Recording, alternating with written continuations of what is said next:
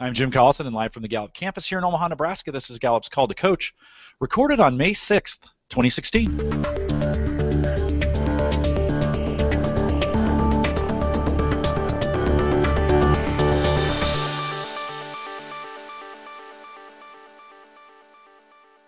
Call to Coach is a resource for those who want to help others discover and use their strengths. We have Gallup experts and independent strengths coaches share tactics, insights, and strategies to help coaches maximize the talent of individuals, teams, and organizations around the world. If you do have questions during this live webcast, we do have a live chat room available for you right below the main video window down there. If you're watching the recorded version, don't use that. We've got an email address if you're going to send us those questions. Send them to coaching@gallup.com. Of course, if you are listening to that recorded version or you have questions about custom strengths coaching solutions for small, medium, or large organizations, we do that as well. Just send us that email again, coaching@gallup.com. If you'd like, there's a contact form right there on the live page if you're there, and you can fill that out and send that in to us as well. Don't forget to visit the Gallup Strength Center. It's just gallupstrengthcenter.com. For all your coaching resources and Strength Finder training needs, you can also catch the video on both streaming and downloadable audio for offline listening. To all our past shows, we like to say recapture that time that you're in the car, in a train, on a plane, doing some kind of traveling. Great way to listen to our webcasts. Are all available. Different options on Android, iPhone, all those, including we have a top 5 app, a Strengths Finder app. You can get your top 5 right at your fingertips right there on your phone. The links to everything that you need is out on our coaches blog. Just head out to coaching.gallup.com. Micah Librant is our host today. Micah is my favorite. I can say that here too, Micah. Micah is my favorite learning and development consultant with Gallup, and she's not here with me on the riverfront. We brought her in live from some undisclosed location on the East Coast. Micah, welcome to another Call to Coach. Thanks, Jim. Happy to be here. Good to have you here. And we should disclose, we are partners in crime on Theme Thursday. So if you have never subscribed or watched one of the Theme Thursdays, we're out here just about every Thursday diving deep into the CliftonStrengths Finder themes one at a time. So, Micah, it's good to have you here on Call to Coach as well. You know, it's super fun. Usually every Thursday is the best part of my week, so today I just get to extend it, get back with you again, Jim, just 24 hours after we closed our last session. That's maybe too much of Jim for you, but you're putting up with it. Go ahead. Why don't you introduce our guest? Yeah, thanks. So today is a great opportunity for us to extend some of what is available to certified coaches to a broader audience. Today I get to introduce you to a really fantastic strengths champion, strengths coach, strengths evangelist, Beverly Griffiths Bryant. She works actually as a training specialist with the U.S. Bankruptcy Court in the Northern District of Illinois, and she's been using strengths for a very long time. She really picked up strengths and started to run with it before, I think, this giant movement that we're in right now. So it's going to be great to learn from her about what her journey has been like. Just a little bit about her background. She's worked in the federal courts for the last 30 years. She started her service to those courts at the U.S. District Court for the Eastern District of Michigan in 1985. And then in 87, she transferred to where she currently is now. Right now, she's working as a training specialist, but you'll get to hear from her in a moment talk about how that role has evolved. So she'll talk a little bit about maybe what it was, but right now she gets to include strengths coaching in what she does, and she's coached several bankruptcy and district court employees. She's been instrumental in really keeping the strengths conversation alive. She was originally certified as a strengths coach prior to our accredited and more formalized our current movement around strengths. So she's actually been certified twice now because she also attended the accelerated strengths coaching course in Chicago, and that's of course our 4.5 days of really intense, focused, driven work on how do we help you understand strengths as a tool and understand yourself as a coach. Through that, she's now a Gallup certified strengths coach, and she really loves to think about helping make a difference in individuals' lives by helping them discover what they do well naturally, transforming those innate talents into strengths, and then thinking about how can you leverage those newly transformed strengths into success. Beverly, it's great to have you here today. Thank you. I'm glad to be here. Would you mind just diving in and telling us a little bit about yourself and your top 5, please? Well, I'll start with my top 5. My top 5 are includer, strategic, belief, positivity, and maximizer. And how did those play out for you? Well, you know, the includer, when I first got my results, jumped off the page to me. In many cases, I found myself in a training meetings that I would always talk about, oh, we're in the Chicago office, we're planning training for our office in Chicago, but what are we doing for our divisional office? And every time I would say, what are we doing for the divisional office, my colleagues would all roll their eyes at me at the same time, and I kept going, what is that? Why you keep... When I read the description of includer, I said, that's what it is. I keep including people who are left out. And that's, so it was everything we talked about. It was, I would always want to know who is being left out, who we need to include. If anything, I think most people would say, and I think I agree, that I lead with my strength or talent of belief.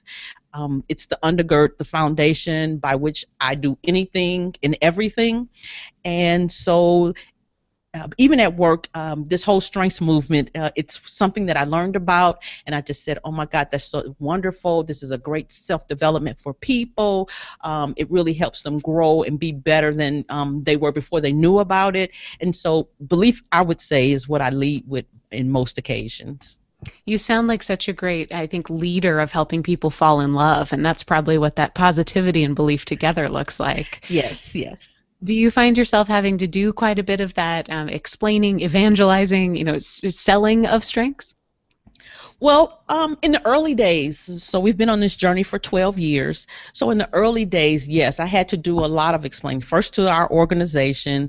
Of course, our clerk at the time was all hands on deck. He was all for it, whatever you need, whatever we need to do. But now, not so much, as my goal is to spread this across the judiciary, and one program at a time, one court unit at a time. I'm beginning to get people to call me and say, okay, I heard about you from this, or I heard about you from that. And so I don't have to explain it as much. What I explain now is, okay, so what's the process? What do I need to do? What I need to do first? What I need to do next? That kind of thing. But not so much explaining what does it mean. Because so many have taken like it. It's really... How did it get there? If you think back to where you started versus now, what would you say is the biggest difference? I think so back then would have been about the 2003, 2004. So as you said earlier, it would have been kind of the beginning of everything, and not many people would have known about it. Now, and so in our court environment, many people took the Strengths Finder, and now it's a dusty book on their shelf. But then when they come to a national conference where I present a class, they're saying, "Oh my God, I took that. I don't know what my top 5 are, but I took that." And I encourage them, you need to take it back off the shelf, and let me explain why you need to take it back off the shelf and how you can use that information for present success, future success, for your teams, and the like.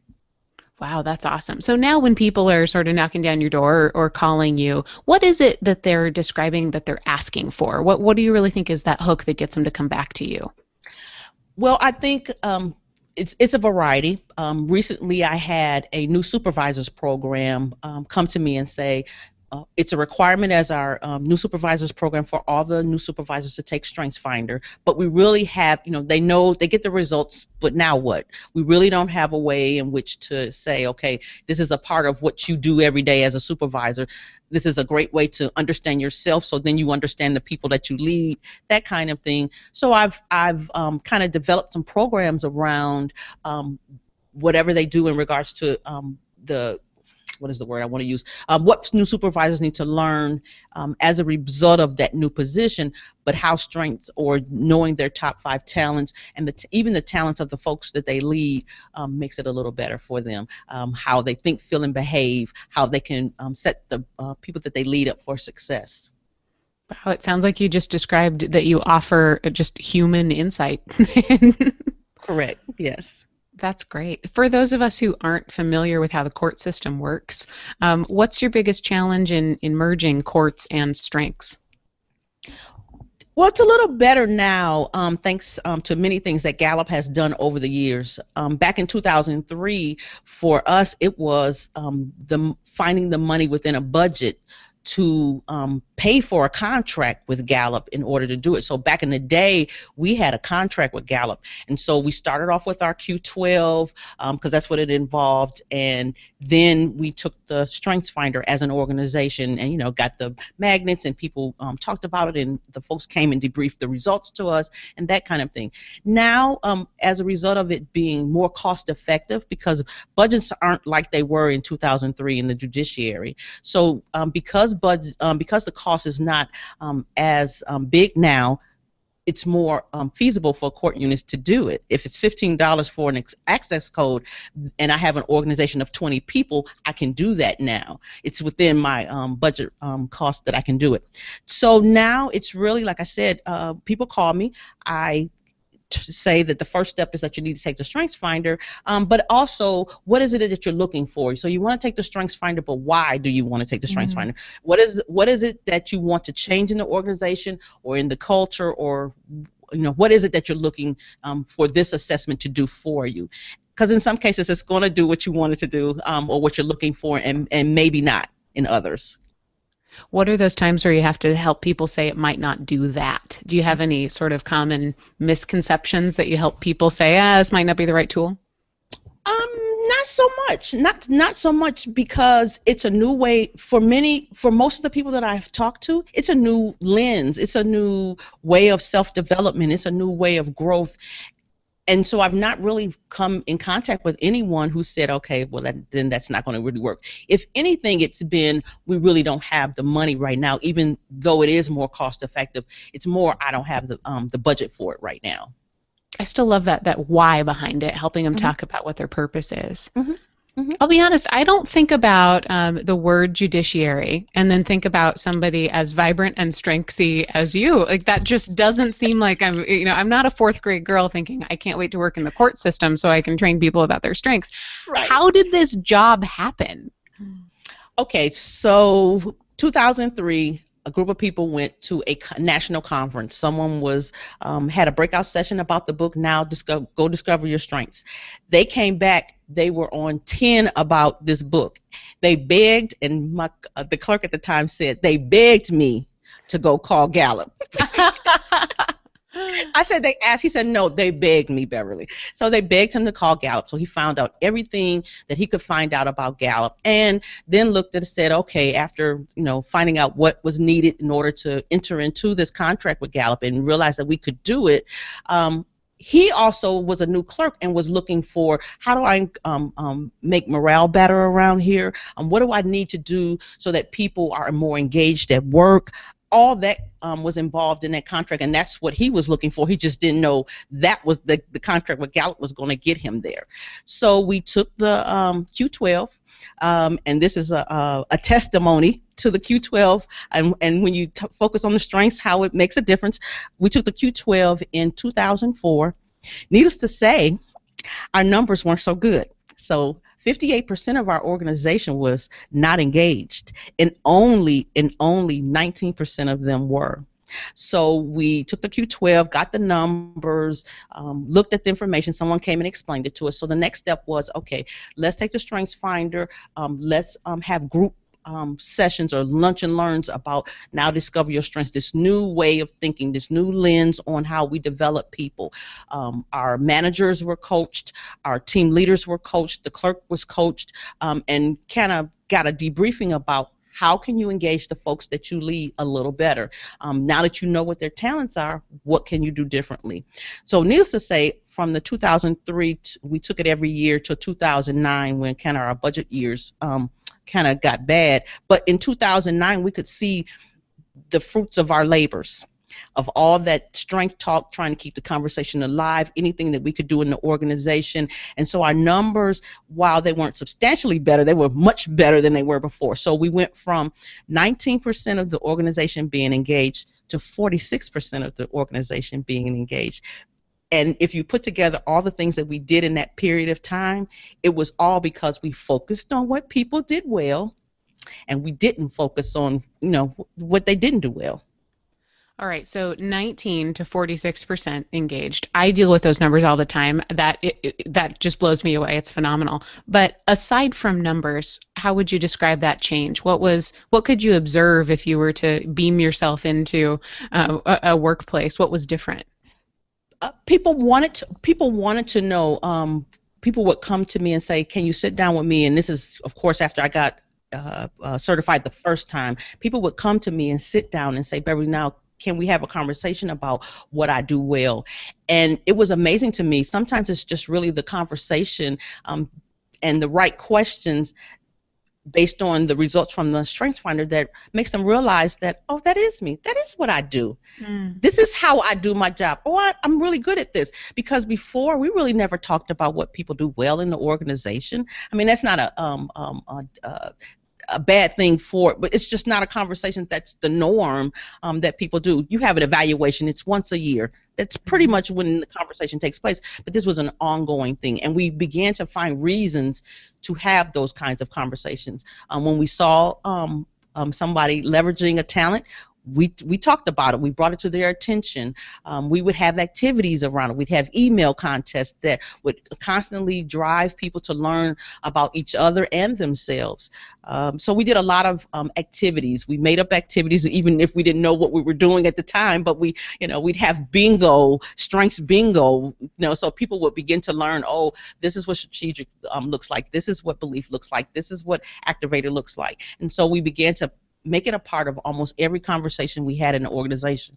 And if I'd say anything, that's what it was. No matter if we were buying something, it was procurement, if it was fiscal, if it was people taking cases in at the front counter, wherever it was, we tried to have that strengths conversation included in whatever else we were talking about. Wow, that's great. So were you the one creating those opportunities for, how do I equip managers or leaders here to have lots of different ways to talk about strengths? Early on, when I first got certified, I was somewhat part of that. I had this. Well, the clerk was sold. I had to sell the rest of the management team on it. Yeah. The clerk was sold. And I guess it's just that belief, and I'm driven. And so I just decided I put something together, and I showed it to him first and said, okay, this is what I'm going to show him. and a lot of them were numbers people. So to some degree, it was the numbers based on what they knew we had already done. And so once the numbers, and I had the presentation with them, it was fine. And then once it became a part of the vision, I was solid. I didn't have to justify it anymore because the clerk made it a part of the vision. We're going to discover the talent. We're going to discover the talents of the individuals in the organization, and we're going to help them transform them into strengths. Once it became part of the vision, I was good then. I didn't really have to justify it to anybody anymore. I didn't have to, really do anything. It was a part, and everything I did at the end of the day, this is what we say we want to be. Wow. I think it's such a different adventure and challenge being a great one-on-one coach and then leading strengths through an organization. How would you describe the difference there? To lead it through an organization, you're going to have somebody who is always, or a group of somebodies who is always going to back you up, speak for you, endorse what you're saying, support you in any way that they can. One-on-one is a lot easier. It's a lot easier because in an organization you have managers. At the end of the day, they'll tell you that we're here for the business, and that's what I was told quite often. We're here to make sure we have an accurate docket and that people have an accurate record. And I always said, yes, that's why we're here. And in order to get that, this is what we need to do. So I get that. But one-on-one, it's a lot easier. You have less things to prove, less things to me to explain. That makes sense. So what's your daily life now? What's your interaction with strengths? Are you in the place that you want to be in terms of how strengths falls into what you do every day? Well, at this point, in my organization, I think it's really beginning to manifest itself to the point where it's not, people don't see Beverly as the strengths champion. They see 12 other people as well as the strengths champion. So that is good. And I've always said, even back in the early days, that when I left the court, this is my legacy I wanted to leave here. And so I can begin to see that that is going to be the legacy because I have 13 other people who feel about it like I do. As far now, my new dream is I want to spread it across the judiciary, and I can see that kind of starting to manifest as well. Every national conference that we have every year, I'm always pitching a class to have. So this year's class is about the DNA of teams, and so it's going to talk about how the team should be well-rounded, but not an individual person, and how we can use that for the success of a team. So slowly but surely, every year, people know me as, you're the person that teaches strengths, right? So it's coming along, and I think a lot of times people find out about me as a result of those classes that I give on a national level. I think this is just going to be music to so many people's ears who are at the beginning of the journey. That piece that, gosh, I can hear again so much of your belief, so much of that includer of, I don't want just to do something on my own. I want to spread it and use other champions. Right. What if you could zoom yourself back to when you were first championing this, given everything that you know now, what do you wish you would have known quicker, or what do you feel like you've learned that would have made a difference if you had that realization earlier? I think I told you this when I was on the learning series in the book Soar Your Strengths. And it says, if you think you're going to do this overnight, it's probably going to take your career in order to do it. I think I read that sentence, but I didn't think literally it was going to take that. But if one lesson I would learn is, if you're going to do this journey and it's for an organization, you cannot be sensitive. And I was a little sensitive when I got pushed back because I have that strong belief, and it's like, what do you mean you don't want to do this? What do you mean you don't believe it? So I had a little pushback. So you have to be determined, and you just have to look outside the box, and sometimes you have to be very creative of how you can make an impact. And that's really, if anything, you have to really be creative of how you're going to make an impact, because if you really believe, you got to be in for the long haul. What do you mean be creative on how you're going to make an impact? What might be an example of that? Because every organization's culture is not the same. Sure. And so as a result, you have to know, based on the culture, what do you think or activities or presentations that I can make that the culture will, one, listen to, buy into, the like. So you have to be creative. Sometimes it's outside of the box. For our staff in our office, it's a difference than the Rockford office, our divisional office. The divisional office bought it hook, line, and sinker. I didn't have to really sell it, if you will. As a matter of fact, our divisional office was the first office where everyone was coached in the first year, okay? So, and I've had many activities with them. And I know it's taken hold with them a lot quicker than, because there's more people in our Chicago office. But in our Rockford office, it's a smaller office, makes a difference. But I know for a fact that they have these conversations almost daily, because people come and tell me that they have these conversations almost daily about their talents, or who's better to do this, or they saw this in play when a person was doing X, Y, and Z. Beverly, in your situation, did you feel like you could play off that momentum of another office to bring it back to maybe your current location? To talk a little bit about, did that happen in your situation, and you could play off that? Yes, every chance I got, I would brag on the divisional office how they were all coached, how the manager of that office really said, okay, this is what we're going to do as an organization, and everybody kind of said, okay, yeah, I think this is a great thing. It was something that they had never heard anybody talk about before, as far as development, and how it was about really how I do my work every day. It wasn't just a feel-good conversation. It wasn't nice things being said about me, but they could really make the connection between what they did and what the results said. What do you think is different, Beverly, in coaching just an individual contributor versus coaching a manager?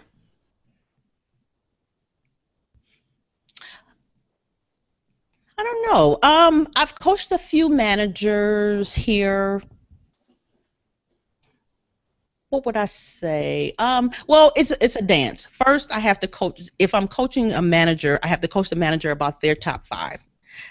and getting managers, leaders, supervisors to understand, you have to understand yourself first. Mm-hmm. So understanding your top 5 and how you operate, because those 5 really represent how you lead, how you delegate, how you do many things, and then convince them or help them understand that, and your folks that you lead also have top 5, and they operate differently too. And so helping you understand yourself as well as them, as the folks you lead, is really important, because everybody is not the same, and yes, they may all do the same job, but they're not all the same. They don't all think the same. They don't problem solve the same. They don't delegate the same. They don't do anything the same. So if anything, it's that dance between understanding yourself, therefore understanding the folks you lead, because it has great impact on how you lead. I was talking to some of the new hires that we had yesterday, and one of them has achiever in their top 5, and I explained to them. They said, "Oh, I said, do you ever celebrate when you have achieved anything?" They said, "No, I just like crossing it off and just moving on. It's what's expected of me to do," and da da da da. And I said, "Okay, so let me tell you this. I don't know. I know where you're at right now, but one day you may want to be a leader, a manager, whatever, leading others. You cannot not celebrate when someone has achieved a great feat. They've really put in some hours, and they've really done something really good for the organization, or have gone live with a product or whatever it is." I said, because just because you don't need it doesn't mean they don't need it. And you don't ever want your folks that you lead to get the idea that the work is more important than them, ever, ever. And they said, "Oh, that does make sense." I said, "Yes, because those are the folks who make you look good. Mm-hmm. If you don't celebrate them." That's great advice. If you don't celebrate them just because you don't celebrate things. Right. Beverly, do you guys are you still using Q12, or was that something that started early and then you're not using it any longer? So we went through some budget years, Jim, where we didn't have a budget for it. But now that Q12 is, like I said, more cost effective, I have been thinking about when is a good time to suggest that to our clerk. We are going through a lot of change, transition, people retiring, new people coming on. So I think we need to wait a minute till we kind of settle down a little bit about changing in staff. And then I think it's an excellent time, because I'd be curious to see how what the numbers say.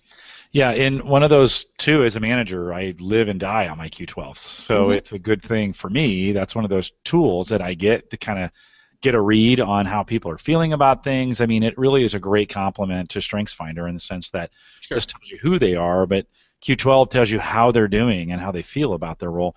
We try to tie strengths to performance all the time. When you saw that increase of engagement from 17% to 47%, did you guys realize that, or was there any tracking mechanism in place to say performance is up, we're more efficient in this way? Did you guys have a way of tracking that or measuring that in those days? Now, we did, but you know what, Jim? I don't think when I saw this chart that I kind of connected it to, because we had a balanced scorecard that is something that we could go to. And I guess if I went back to those years, I probably would see a performance difference in those years where we kind of the engaged people went up. But at the time, I didn't look at that. I just saw the numbers and said, "Oh my God, something's changed." I mean, dramatically changed here.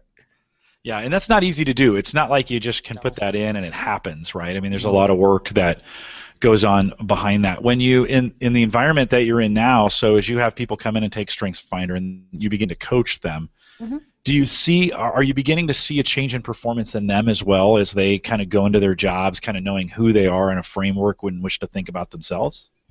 Yes, I do, and it is so obvious because they come back to me, and many times they'll share conversations where they said, they'll say when they leveraged a particular thing, or their leader or manager will come to me and describe to me a situation in which they have leveraged their talents in what they do in their performance. So yes. Sorry, Mike, I just jumped in. You can always just jump in with me, Jim.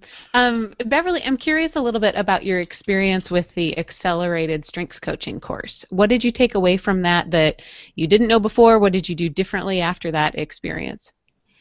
Well, first of all, I was a little reserved. I mean, I was hesitant about taking the accelerated course because, of course, I had been certified. And I said, so I got to be certified again? You mean I have to go through this again? And so, nevertheless, I'm glad I did it. As a matter of fact, the first day, one of the instructors said, "Trust me, it's a lot more new information. It's gonna be worth it. Don't worry." I love the class because a couple of things I probably knew but forgot was that the insight report was more of a custom of how I answered the questions on the Strengths Finder, and maybe I was told that before, but I forgot it. And so I think that was a key piece that really distinguished if I'm an includer and you're an includer, but we answer the questions differently, our description is going to read differently, and that's gold. That's important. The other thing I think is that I learned probably more than I ever thought I needed to know about dynamics and the pairs and the balconies and the basements, which are really important as you go along and you're coaching people or coaching teams, because those things happen. Basements and balconies happen, and people are not just one thing. They're a pair of things, or talents are in play. Two talents are in play at one time. So the class was phenomenal. It was great to be in a room for 4.5 days with people who are like-minded like you. Mm. It was really, it was like nothing I couldn't ask. No information was off limits. It was a phenomenal experience. That's great to hear. For people maybe who are thinking about going to a class in the future, is there anything you would suggest they do to prepare? No, just go, because you're going to learn.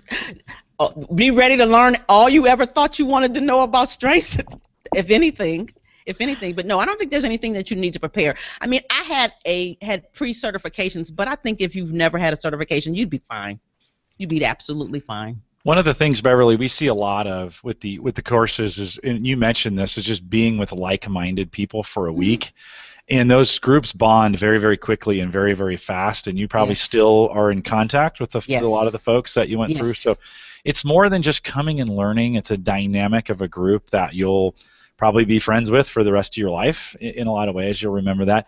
You're going to get a chance, you mentioned earlier, you're going to get a chance to come back for the CliftonStrengths Summit this summer. If you're watching this, that's in July of 2016. It may be over, but for some people who are listening to this later, which is the weird thing about creating these, right, is we may have people 2 years from now listening to this. But the fact is you're going to get an opportunity to come. How excited are you about, think about this. We're going to have 500, 600, 700 people who are all crazy about strengths. What are you most looking forward to, or what could we do for you that might be really beneficial when you come?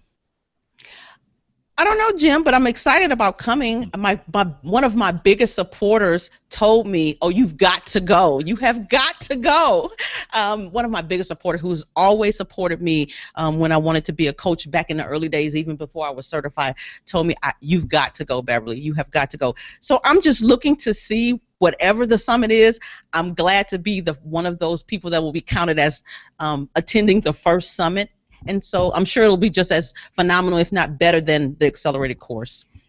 We're calling it the Woodstock of strengths. That's kind of what we're calling it here. Yeah. Right. It'll be tons of fun. Out. That's right. We're going to camp out in the atrium. That's about as far as we'll get. Beverly, any tips or tricks as you think about things, your go-to tools or things that you, out of the kit or stuff that you work with, what are those few things that you just can't live without, that when you're working with individuals or teams that you really use all the time? I've recently really started using the picture cards. I think that is a great way. I was coaching a group of ladies that own a salon, and they're trying to go strengths-based. Well, they're not trying. They're in the process of it. And I gave them the picture cards, the few that I had, and said, okay, pick a card for every one of your top 5 talents that you have, as it helps them explain, how does this talent show up in me? What is it, kind of what is me and what is not me? And it worked perfectly. perfectly. So I'll be buying some more of those, needless to say. Which are But, now available, I should say. They're now available in the Gallup store, thanks to you, in a lot of ways. You can buy those now. We used to have to make them, but you can now buy those from the Gallup store. But somebody named Beverly suggested we be able to sell them. But I think what it helped, because before I tried the same exercise, and sometimes people need something to help them to begin to describe what they're talking about, and I think the picture cards worked phenomenally in that regard. My go-to, other than that, will be the cards that give, I'm sorry if I don't know the particular name for it, but it gives you the description. I'm being, I'm doing, I love, that kind of thing. The descriptions of the themes. Those are my toolkit. I go nowhere without those because when people are talking, sometimes I'll just be thumbing through them and saying, okay, and what about this and what about that? So those are pretty much the ones that I kind of carry along with me everywhere I go. Great. If you're searching for those, they're the theme insight cards. Okay, theme insight cards, yes. Yeah, those sit on my desk, by the way. That's also my, when I'm working with my own staff, I just have a binder clip. I've taken them out of the box and I have a binder clip on them, and they just sit on my desk. And interns or full-time employees, it doesn't matter. Oftentimes we'll pull them out and it's like, go, hey, what's your top 5? We'll just start going through and pull them out, lay them out on the table, and just have a conversation. It's a great way to really dig in with somebody. Yes, yes. Micah, as we've got maybe a few more minutes here. Beverly, let me ask you this one question as Micah thinks about us. We're going to wrap this up. When we think about 3 to 5 year plan for what you're thinking ahead, you had mentioned you want to get, one of the goals is kind of, break this out in some of the areas. But for you personally in your coaching, what would be some 3 to 5 year plans for you? What do you dream about over the next half decade? Okay, so I hope my managers are not listening, but they already know this. What my long-term, say 3 to 5 years, because I don't know when I'm going to retire. I'm eligible in 2017, but I might retire in 3 to 5 years. What I want to do is have enough experience so I can roll this into my retirement, so that when I retire, I want to be able to coach my church, the folks that are in my congregation. I want to be able to just coach people in general. I've coached a lot of the millennial generation. I've coached those kind of people. So I just want to be able to coach people at my leisure in my retirement. I think that's a great goal. As a great way maybe then to think about that, Beverly, we started by asking you about your strengths. If you think about your strengths in the future and your strengths now and what you know about yourself that you didn't before, how would you say that those strengths have grown and matured and changed throughout your journey? Well, I think I've really learned over the years the dynamics of them, and so I myself have realized when some of them have been operating, I had to learn the maturity of my talents when they're operating out of the basement. As a matter of fact, I joke with people around here and said, I'm going to make some basement to balcony cue cards. I said, I don't know how I'm going to make that a product, but it's going to be some basement to balcony cue cards because I've made them for myself. So if anything, I've learned when it's operating out of the basement for myself and how do I get it out of the basement to the balcony. Belief really is the one that I've really been focusing on, because sometimes my strong beliefs for something can be overpowering to people or appear like it's overpowering. So I've learned how to taper it a little bit, if you will. Maximizer, I'm still dealing with that one, that perfectionist piece of it, and so I'm trying. I might need a little help with that, but that perfectionist piece, I'm trying. But I realize that is a lot of what I do, and as a trainer, I'm always wanting the best. What is the excellent way in which we can do A or B? And my includer, I think the includer is always going to be a part of me.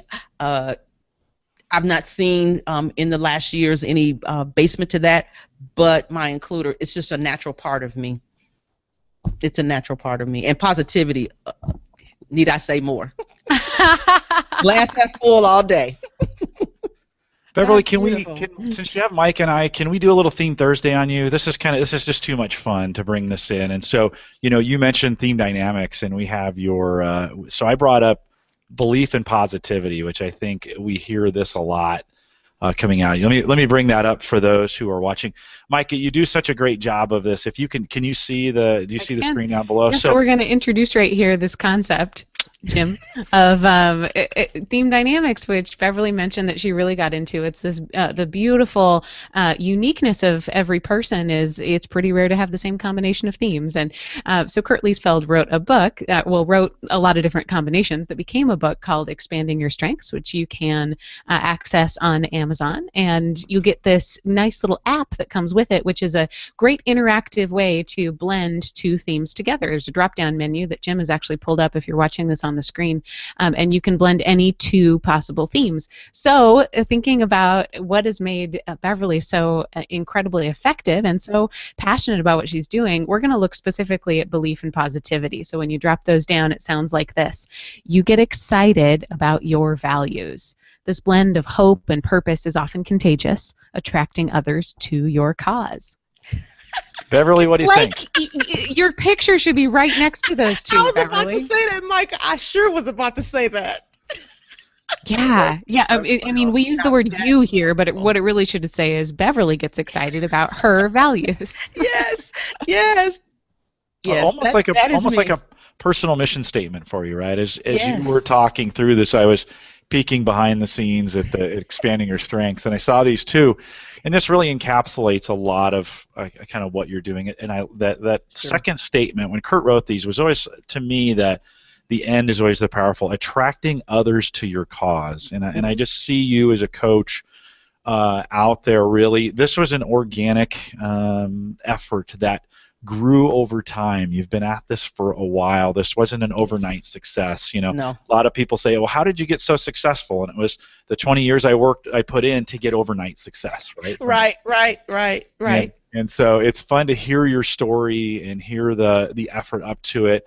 And it's exciting to think, you're talking next 3 to 5 years, that may be the most fruitful work that you do yet. You've had a tremendous impact there in government, and if anybody can have an impact in government. I mean, that when I first heard your story, I was like, we got to hear this, because I think a lot of people think they have to go outside of where they're working or do personal coaching, or I've got to get people out of their environment, or I got them to change their job. And you're like, you know what? I'm going to be the agent of change inside my job, and I'm going to change a system that's not set up to change, right? I mean, Right. Exactly. Right? Yeah. Have you been at any point where you kind of wanted to give up and like, this is just too hard? No, Never. Been pretty consistent all the way through, huh? So Correct. good. Well, Micah, any other final thoughts before we wrap this up? Beverly, when you think about maybe who the future Beverly is, so if there's people out there who are sort of just starting to discover this and want to change something, what kind of clues do you think they should look for to know that it can be done? Is there any sort of great fertile ground that let you know that this was a possibility? No, I don't know. I think it was. I don't know. I don't know that I could answer that. I would have to say that from my past experience, and that's from childhood up, anything that I saw that I personally believed in, regardless of anybody else, and I really truly believed in, I just kept driving it until one person jumped on, and then another one jumped on, and so I don't know that there's any one tip or suggestion that I would give people. I don't know that there is. I think it's just I believed in it, and I just found some other folks that believed in it and said, okay, and we just now it's 13 people, or quite a few people in our organization. But I do have people in our organization who are just as passionate about this as I am. So I feel really confident that even if I retire in 5 years, that they will pick up the gauntlet and they will carry it even further. Wow. Well, Beverly, I think that strengths changes lives, but you have certainly planted seeds that are going to change more than just the lives that you touch. I think about the employee side of things, which is really where this started. I mean, you're making working life better for people, but then I think about those clients and those other people that those employees touch, and how if they're in a better place, they're certainly helping other people, and specifically to the kind of work that you do, helping other people probably at a time that they need it more than ever. So. Correct. You, my friend, have certainly changed the world already, and we're excited to watch where you take it in the future. Thank you. Beverly, great having you. And when I heard your story during our Gallup Learning Series, I knew I wanted all the rest of the coaches to hear it as well, because I think it's one of consistency and one of effort over time, and that you've stayed the course, and that you didn't let flashy things distract you, and that you stayed with it, and you've built Right. this incredible team and this system. Mhm. That, and it's super important to me that when you said, "Hey, I could leave today, and there would be people behind me," I think that might have been the most important thing you said this whole on this. I mean, you said some great stuff, but the ability to walk away, and that you have trained people. You've been the leader, you've been the manager, a lot of ways, the strengths manager Mhm. from that standpoint, and have built a team that can take over for you when you go. We all have to think about that succession plan. What am I going to do when I'm not here and can't Correct. survive? So congratulations on great work. Thank you. A job very well done there, and thank you for taking the time to come on here on Call to Coach as well. You did a great job. I was glad to be here. Great to have you. We'll remind everyone to take full advantage of all the resources we have available at the Gallup Strengths Center. Just GallupStrengthsCenter.com. Send us your questions or comments if you would even like to be a guest blogger. We've actually having really good traffic on the blog these days. If you want to be a guest blogger, you can try out for that. We're not able to take everybody, but send us an email, coaching@gallup.com. Put guest blogger in the subject line. We'll get that routed. Actually, Micah is the genius. Yeah, it comes to me. Send me your drafts. Yes, behind our blog, and we're getting chances to highlight that all the time. 250,000 views or so a year now on our coaches blog. And if you like your writing, if some of you just love, you have that to gift. Write it up for us and get out there. All the links. Speaking of that, our coaches blog has all the links to our Facebook group, YouTube page, RSS feeds, iTunes links, iPhone and Android apps. A ton of resources, all for free out there. And as well as the updated, if you've been missing on Theme Thursday, if you've been missing the companion guides, everything we've done to date is out there. It's just a plethora of resources available for you. Remember that address, super easy, coaching.gallup.com. Don't forget, we've got a Clifton Strengths Summit coming up July 18th, 19th, and 20th. And if you go to CliftonStrengthsSummit.com, all the details for it out there. It's still time to get signed up. In fact, till June 1st, the early bird discount's still in effect. So if you want to get out there and get that done, you might want to do that today, get that taken care of. If you're also interested in becoming a Gallup certified coach, you can send some information. The easiest way to get somebody to call you back, just send us an email, coaching@gallup.com. Someone will call you back and walk you through that process to get it done. If you found this helpful, we'd ask that you share it with your friends. And with that, we look forward to another Call to Coach, and we'll say goodbye, everybody.